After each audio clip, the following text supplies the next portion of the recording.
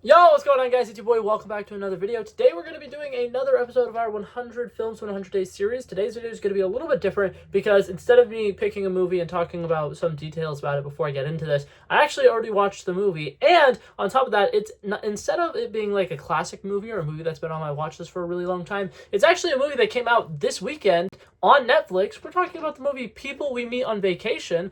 I was a really big fan of this. I obviously have some personal bias because, one, I love Tom Blythe, and two, I'm a really huge fan of rom-coms. But that being said, I thought this was a very fun movie. Let's dive into it.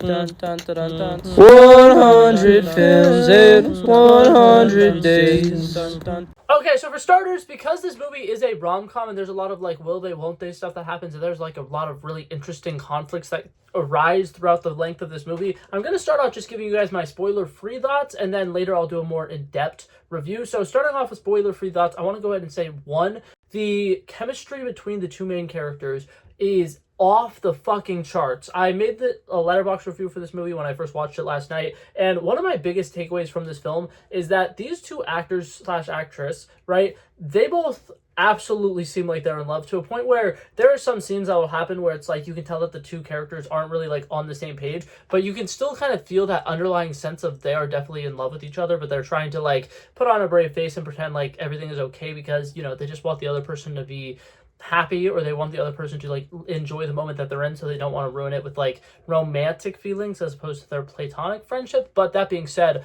I think that is delivered insanely well. I think that the acting is absolutely phenomenal, and I really think that any casting director that needs to cast, you know, relationships in the next 5-6 years should watch this movie because it is absolutely flawless. This is exactly what you're looking for when you do the chemistry reads between the characters, and I think that it was fantastic.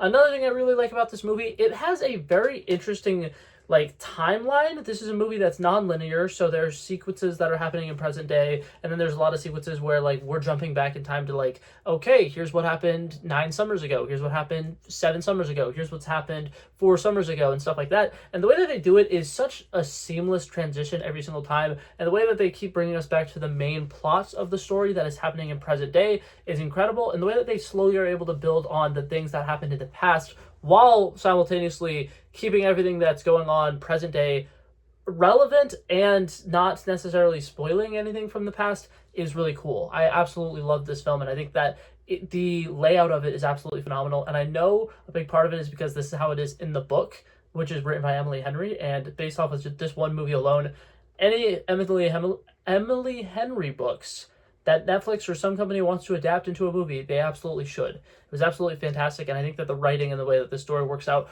only works out if you have source material that is as good as that book. So absolutely fantastic. I think that is really good. That's another thing I really like about this film. And overall, I think that this movie has a lot of really great moments that make you laugh. And as somebody who sometimes has a harder time getting into some movies, I feel like I could genuinely say I enjoyed almost every aspect of this film, and I felt almost every single emotion you could feel throughout this film. There are moments that are very like terrifying, and it's like, okay, what's gonna happen? You're very concerned about one of the two characters. There are moments that are just genuinely like kind of cringy, but there's like secondhand embarrassment, so you're feeling a lot of like just awkward tension. There's a lot of really great like laugh out loud moments. There's a lot of really great moments that'll get you absolutely depressed and are really big tearjerkers. So overall, I really enjoyed this movie because I was able to pull a lot of emotions out of me. The love story was fantastic. The writing of it was fantastic. The way that this movie is just overall developed, like throughout the timeline, the different like song choices, and just the way that they're able to seamlessly switch back and forth between this time and that time and this time and that time is fantastic. I thought that this movie was really, really good. So with all of those spoiler-free thoughts out the way, let's go ahead and dive into the spoiler part of this video.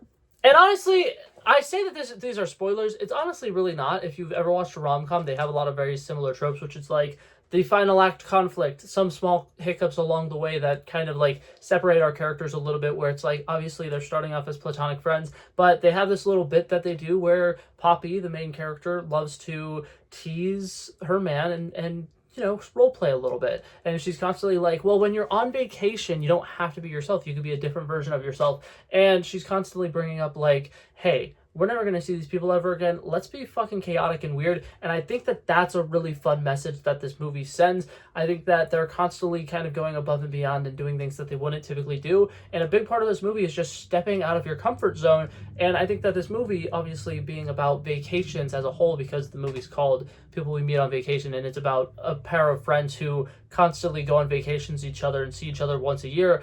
And I think that they do a really interesting job of kind of building up this conflict of like, what is the point of going on a vacation? What do you really get out of a vacation whenever you go on a vacation? And the fact that like vacations need something to make them feel more meaningful, more impactful. And Tom Blythe's character is a really great staple for this element of the film, because he's somebody who grew up in a small town and is living in that small town, doesn't pursue any of his like big city dreams or anything absolutely crazy because he likes this town.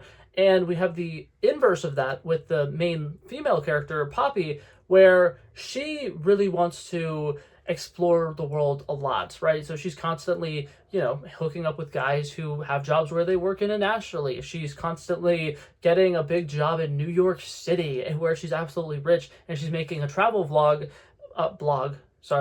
But overall, I think that she's just a really interesting character, and she's very fascinating. And I like the fact that they're kind of the antithesis to each other, where one of the characters is constantly going out and seeing the world and doing a bunch of crazy things, and is like, well, I'm on vacation, so I can be a different version of myself. And then you have the other character who's very grounded in reality. He knows who he is, he knows what he wants in his life, and he's okay with the fact that he's living in the same city he's always lived in, because that's home to him, and it's very comforting. Whereas the other character, Poppy, the main female, is constantly at odds with herself about like, where is home? What is like the specialty of these vacations? What does the girl who's gone on every single vacation, what does she have left for her? And it's settling down, it's finding a place that you can call home, or in this case, a person you can call home. And I think that it's just absolutely beautiful storytelling. I think it's absolutely fantastic. The fact that all throughout this film, she's having a really hard time with like knowing what she wants. And Tom Blythe's character is kind of the opposite, where he always knows what he wants, but he's a little too scared to get it.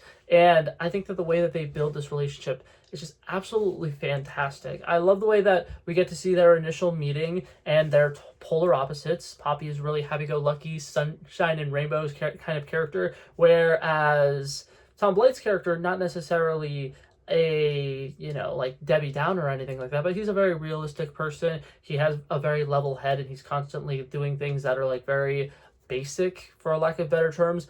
And the fact that they kind of bounce off of each other very well, and the fact that she's able to pull out this side of him that's more fun every time they go on a vacation, it's really cool. I really like that. I think that that's a very fun dynamic, because that's a very true to real life thing, where whenever you spend a lot of time with somebody you're romantically involved with and invested in, you tend to change aspects of your character. And the way that they portray this in this movie is fantastic, because Alex, whenever he's not on vacation, is a very like basic, boring person who doesn't have a whole lot going on for him. But then he goes on these vacations with Poppy, and he kind of is able to like step out of his comfort zone a little bit. He's able to do wonky, weird things like go skinny dipping. He's able to do like a fake choreographed dance in a random bar in New Orleans, all because he has someone who's able to bring that side of him out.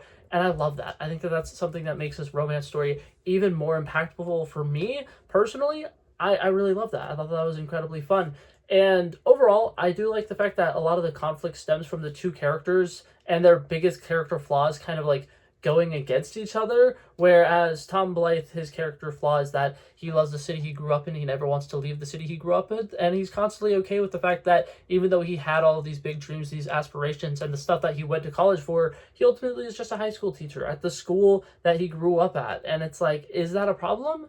A little bit, but also he's playing things safe. And then you have Poppy, who's the opposite, where she's constantly doing reckless shit. She has multiple boyfriends throughout the film that never really are the right match for her. And she's constantly just kind of like, oh, well, I don't enjoy this thing, so I'm going to try this next thing, and I'm going to try this next thing, and I'm going to constantly jumping from one thing to the other, and that gets exhausting. And I like the fact that this third act conflict really boils up to both of these people having so much things that they've been wanting to tell each other, like Tom Blythe being like, hey, you're constantly on the run because you're afraid of what happens if you're going to stay somewhere for too long, right? You're afraid of having to deal with the actions of your consequences. You're scared of the fact that if you stay in one place, you're going to actually have to deal with the fact that whenever you make certain decisions that don't work out, you actually have to see the aftermath of that. And I loved that call-out sequence. I thought that was absolutely fantastic. And I like that Poppy is able to kind of call him out on the fact that, hey, you had big dreams. Hey, you wanted to go do these things. I literally met you at college where you were a very passionate person, and all of a sudden you're settling. And for why? It's great. I love whenever a movie is able to have the two main characters have an argument and they both have incredibly valid and compelling points. So I thought that was fantastic. I think that overall the romance in this film is absolutely fantastic. There's a lot of really great laugh out loud moments. I think that Poppy, that actress, is just incredible with comedic timing, and everything about a lot of the like mannerisms of the character is just incredibly fun. And whenever you have somebody who's charismatic and outgoing like that, you tend to have some great moments. And in this film, there's a lot of great moments. So overall, I really enjoyed this movie. I thought it was a really good time. The ending, in my opinion, is absolutely perfect. I would have potentially docked this movie a little bit of points on my Letterboxd review and the grade that I'm about to give it at the end of this video, because the end of the movie, Tom Blythe's character is somebody who goes for runs constantly. There's multiple times throughout the movie where Poppy wakes up and they both went to sleep in the same room, and then he's not there, and she's like, oh my god, no, he left me. And then it usually gets revealed by the end of the scene, oh, he just went for a run. And so this movie ends with him going on a run and Poppy showing up at his door and then missing him, and then realizing, oh, he's on a run, trying to catch up to him. And I would have been really upset if she did catch up with him, because for the 9 years that we've known this character throughout the length of this movie, he has been going on runs every single morning. So if she was able to just magically catch up with him, I probably would have hated that. But that being said, I absolutely love this movie. I adored it. I think the casting was great. The music was great. The vibes were absolutely phenomenal. And as somebody who's a huge fan of rom-coms, I would say rom-coms are so back. This is absolutely phenomenal. So if I had to give this movie a grade on a scale of 1 to 100, I give this movie a solid 93. I don't think that that's overselling it at all. I think it's absolutely fantastic. It's 2 hours long, and it's an absolutely tight, perfect 2 hours. I don't think there's a single scene that feels unnecessary or out of place. And I think for the most part, one of the only things that I wanted them to expand upon on this movie was what both of the two characters did for work, why they only were able to meet up, you know, in the middle of the summer for 1 week, why in that 1 week they instantly are able to just click and jump right back into it like nothing ever happened. There's a lot of just small mini details like that never get fully addressed. And then on top of that, they also have a lot of traditions from the book where, oh, every time they go to a new city, they do this. Oh, every time they go to a new city, they do that. And they never really expand upon any of that. So it's just like, oh, well, it's just a vacation. And that's it. That's the whole extent of it, which is fine. But also, it would have been really nice to see that they have certain staples every time they go on a vacation. So there's something else that's kind of like keeping them in love and kind of spicing things up a little bit. But that being said, it's still a really good movie. I 10 out of 10 would recommend it. If you have Netflix and you're already paying for the subscription anyways, you better go watch it. But that being said, that's going to be it for this video, guys. Thank you guys so much for coming by and checking it out. I love and appreciate you guys so much for watching it. And if you liked it, feel free to like and subscribe, and I'll hopefully see you guys in the next one. Peace out. Bow. Bow, bow.